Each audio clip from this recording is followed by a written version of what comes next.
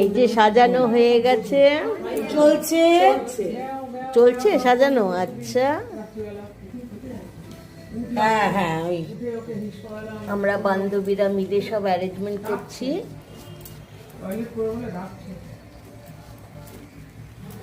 এই যে ছেলের মা, দেখিয়েছে ছেলের মা। হ্যাঁ, এই যে ছেলের মা, হাই ছেলের মা, এই যে সুন্দরীদের দেখা আগে। ছেলের কাকিমা। হাই করো ছেলের কাকিমা। আমরা সব আছি। আরে মৌসুমি গো, বলছি না আমি শ্যামবাজারের শশীবাবু অগমত সুন্দরী। সব সাজিয়ে